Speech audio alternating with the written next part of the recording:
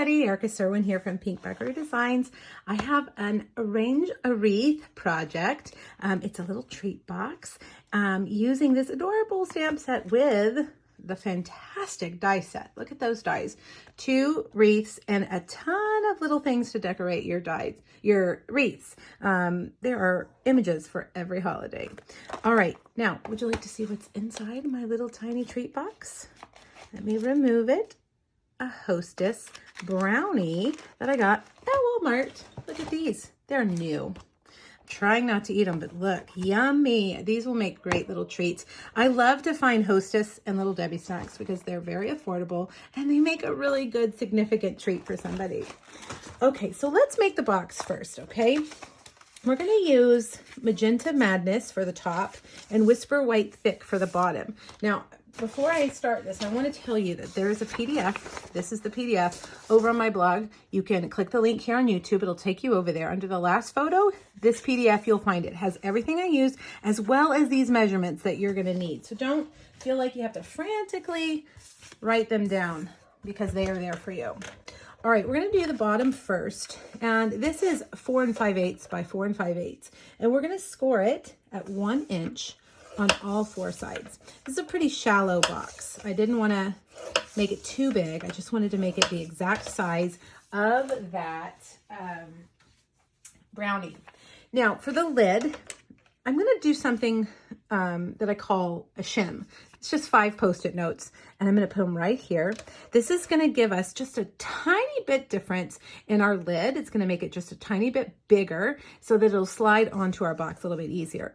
Now I'm going to score it. This is Magenta Madness 3 3/4 by 3 3/4, and we're going to do 1/2 inch on all 4 sides. Now the shim only works if you do it like this, where you turn your cardstock on all 4 sides, okay?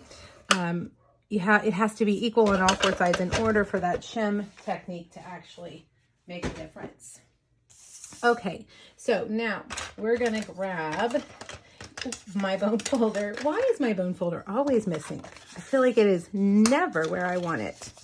All my adhesive and scissors are usually where they're supposed to be, but that bone folder likes to hide. Okay, we're basically going to do the same thing on both. Same kind of construction. The top is a little bit trickier because it's so small, but not terribly difficult. Okay, now take your scissors and cut from score line to score line on each corner. Okay, like that. Now on 2 sides, it doesn't matter which 2, but they have to be opposite. Cut the score line up to the horizontal score line. Okay, like that and like that. Now, you can use any adhesive that you like, a strong adhesive. We have a new adhesive called Stampin' Seal Plus, which is excellent for 3D projects. But this is small, these corners are small, and I have found that Tombow, here down in South Texas where it's nice and humid, Tombow really does work the best. So I'm gonna put a little bit of Tombow on each corner. And then I'm going to fold them in, and to hold it together while it dries, I'm going to grab a clothespin and just hold it down like that. These are just mini clothespins from the dollar store. I keep clothespins around for this exact purpose. Okay, fold those in and I'm going to press it in real good and then get some more clothespins. Now I want to come back over here because it looks like this one wasn't lined up very well. Let's make sure. There we go. Before it's dry. Okay, now same thing with our lid. Cut these corners off. Now see how tiny these are going to be? They're going to be very small. So this Tombow is definitely their best choice here. I don't think you could get that Stampin' Seal on these. Well, you could, but it would be a mess.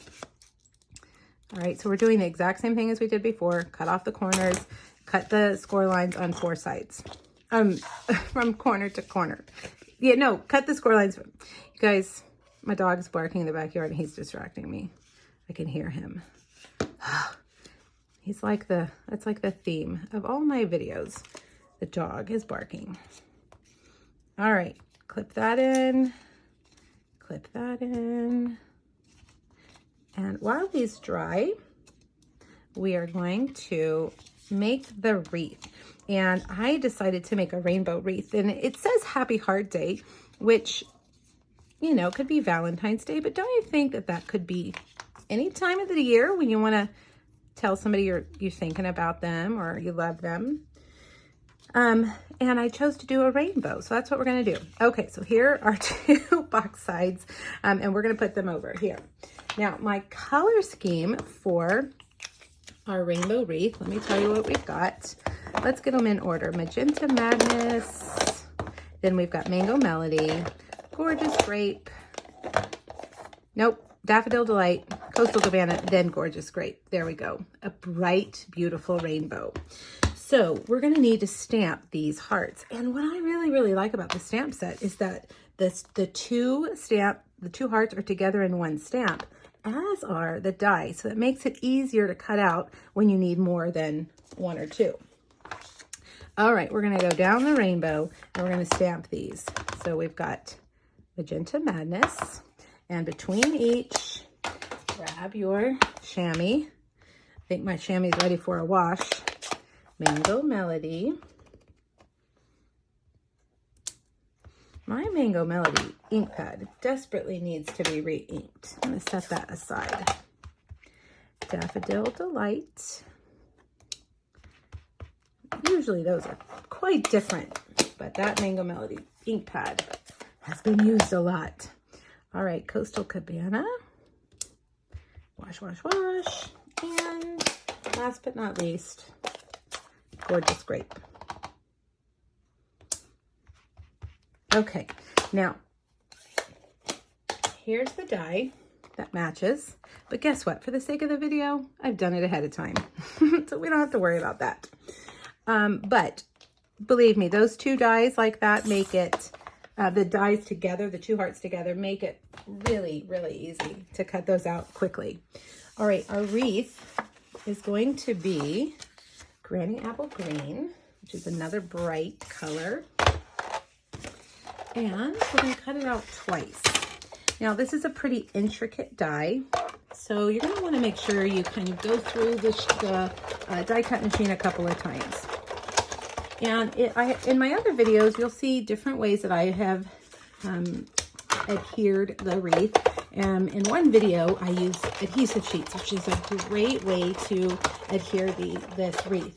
But in this project, if we put adhesive sheets on the back, it would be sticky in places that we didn't want it to be sticky, like where it's sticking out like that. Okay? Okay, so let me move that.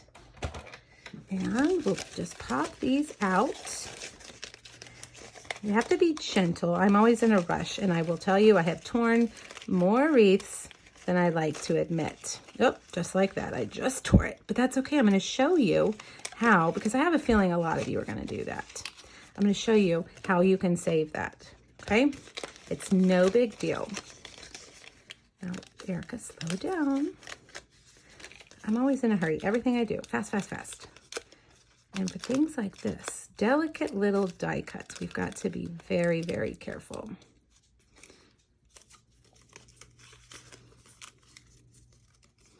Okay, you're being stubborn over here. There we go. Okay, so now we've got this piece of Whisper White right here. And actually, we need to stamp that first, don't we? Let me bring over my Stamparatus. And the reason I'm using my Stamparatus for this teeny tiny stamp is because I'm going to use markers to color it. And when you use markers, sometimes you need to ink it a couple of times. So with the Stamparatus, I can do that easily. Now, I want to look and see. Let's make sure that our paper's lined up, just in case it gets pulled up. I can line it up with that line. All right, set it right there. Come over and pick it up. Now, I'm going to use Granny Apple Green for the happy and the day. Okay, and then I'm going to use Magenta Madness for the heart. Okay, stamp and pull up. Now, I want to make it a little more solid. So let's do it again. Okay, re-ink, re-ink, and stamp. Now, doesn't that look nice? Yeah, use your Stamparatus when you are markering. That way you can stamp a couple of times and get a really solid image. Okay, now let's get some glue dots. Well, let's do some liquid glue for this. I'm going to take my broken wreath and I'm just going to put a couple of dots of glue. Okay.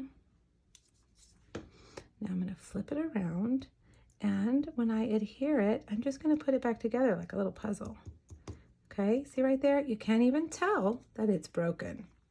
Now again, a couple of dots, small. Less is more here, guys, because a big dot will squish out and it will be messy. There we go. All right, now we're going to use, whoa, my finger is sticking.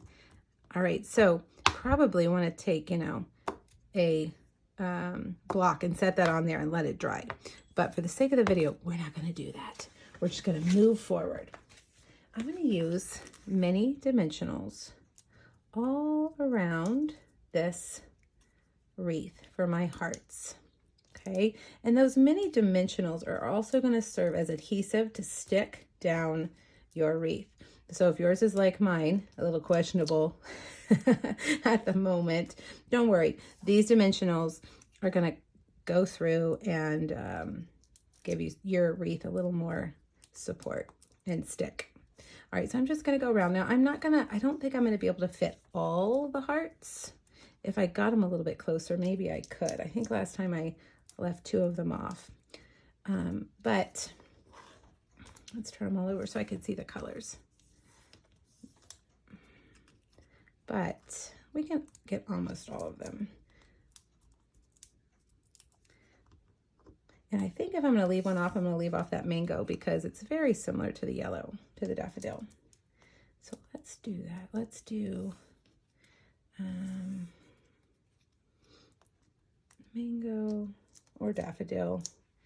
And then one more. We'll do coastal cabana.